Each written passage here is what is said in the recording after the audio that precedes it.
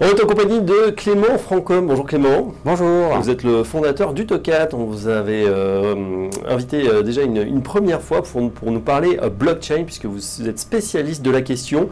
Alors, on n'y comprend toujours pas grand-chose. On sait que ça va révolutionner le monde de la finance. Et là, vous allez pouvoir nous l'expliquer, puisque vous venez de collaborer avec AXA, qui vient de lancer FIDI. C'est une assurance basée justement sur la blockchain pour couvrir les retards de vol. Tout à fait. Donc, avec FIDI, AXA nous montre une application très concrète de la technologie blockchain. Je tiens à souligner que AXA a pris une position assez forte sur cette technologie, puisqu'ils ont décidé d'utiliser la blockchain publique, donc le réseau mondial, pour utiliser pour leur solution. Et du coup, en quoi ça consiste? Finalement, vous allez pouvoir souscrire un contrat d'assurance pour votre retard d'avion. Donc en l'occurrence, aujourd'hui, c'est limité sur les vols Charles de Gaulle vers les États-Unis. Ouais. Donc ça va s'ouvrir après au fur et à mesure à d'autres possibilités. Et donc, en gros, si jamais votre avion est en retard, vous serez indemnisé sans aucune exclusion. C'est-à-dire à partir de 2 heures de retard, vous serez indemnisé automatiquement. Alors jusqu'ici, rien d'extraordinaire. Ce qui est intéressant, c'est le traitement de cette donnée, c'est-à-dire que c'est un robot basé dans la blockchain, vous avez mieux expliqué évidemment, qui va contrôler que l'avion est en retard et déclencher le remboursement automatiquement. Donc effectivement, quand vous créez votre contrat d'assurance, il est enregistré directement dans la blockchain et les conditions de déclenchement sont situées dans la blockchain. C'est-à-dire c'est la blockchain elle-même qui, basée sur les informations du vol une fois qu'il aura atterri, le smart contract, donc le programme intelligent derrière tout ceci qui est dans la blockchain, va prendre la décision du remboursement de l'individu. Voilà. Bon, donc c'est un premier exemple. Comment ça se fait que justement AXA, alors le système va s'appeler FIDI, F-I-2-Z-Y, et donc vous, Utocat, vous êtes éditrice de l'API, voilà, c'est les tuyaux qui vont se connecter ensemble pour faire le lien entre la blockchain, c'est-à-dire finalement cette grande chaîne numérique mondiale complètement dématérialisée, et l'entreprise AXA. Effectivement, donc ici, AXA se focalise sur son métier qui est de faire de l'assurance et nous, sur le nôtre, qui est de fournir de l'accès aux blockchains directement des grands groupes financiers. Donc ici, Blockchainize permet d'y accéder simplement avec une API, donc un tuyau si vous voulez, qui est simple d'installation pour pouvoir accéder à la technologie blockchain. Donc pour ce faire, vous gagnez beaucoup de temps en fait quand vous utilisez notre solution, puisque vous n'avez pas besoin de vous préoccuper de la maintenance, de l'état du réseau blockchain. Nous, on s'en assure pour vous. Donc vous allez pouvoir bénéficier de ces avantages, c'est-à-dire une instantanéité d'opération, vous avez une garantie d'opération, vous avez une traçabilité qui est fournie en même temps avec la blockchain.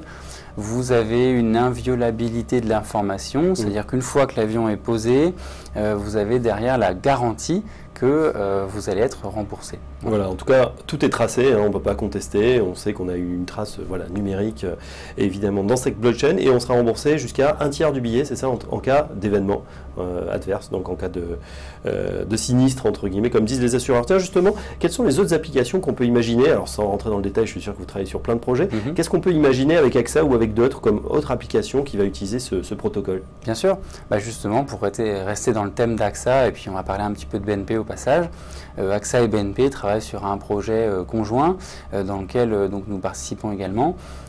Il s'agit de gérer leurs opérations respectives. Donc là, on parle d'asset manager.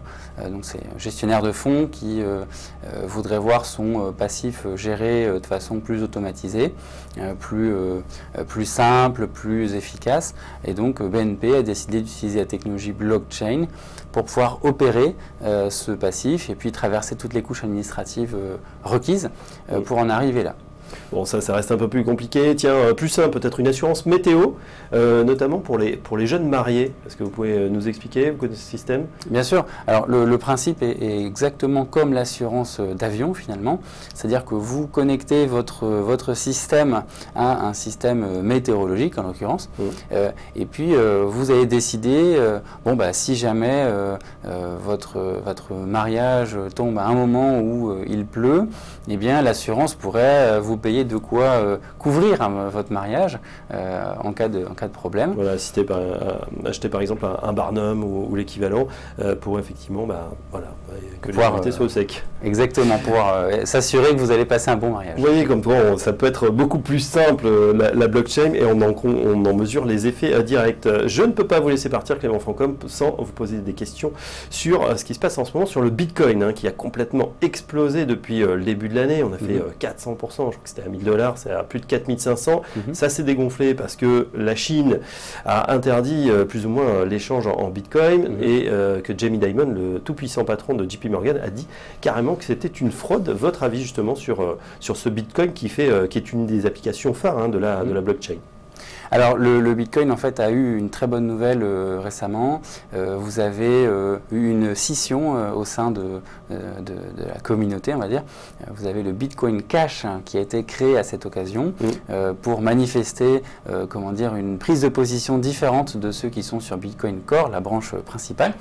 L'idée ici, c'est que vous avez eu une libération de potentiel sur cette technologie. Elle était un petit peu bloquée récemment en attente de mise à jour. Et là, ça y est, la mise à jour est passée, donc SegWit, Segregated Witness. L'idée à retenir là-dessus, c'est que désormais, le réseau est plus utilisable parce qu'il a libéré ses capacités. On parle jusqu'à 4 fois plus. Et du coup, les individus qui l'utilisent ont plus confiance et donc sont plus à même d'acheter plus de Bitcoin et donc le cours naturellement va monter. On va continuer à monter. Il y a un mastodonte du commerce en ligne, sinon le mastodonte, c'est Amazon qui a déclaré, alors est-ce que c'est une rumeur, est-ce que ça va être une réalité, qu'il accepterait les Bitcoins sur son site de paiement pour payer tout ce qu'il y a sur Amazon. Vous y croyez ? Alors c'est effectivement un sacré serpent de mer, c'est de savoir si les grands commerces en ligne vont accepter ou non Bitcoin.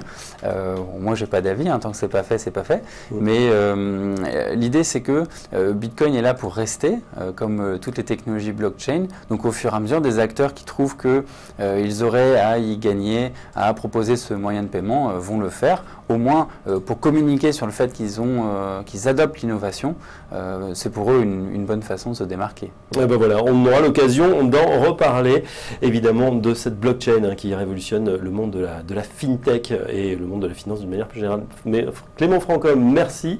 Je rappelle que vous êtes le fondateur du Tocat qui travaille donc depuis peu avec AXA et beaucoup d'autres acteurs start-up lilloises. Merci. Dans un instant, la suite du programme sur tes finances, on s'intéresse au CAC 40. À tout de suite.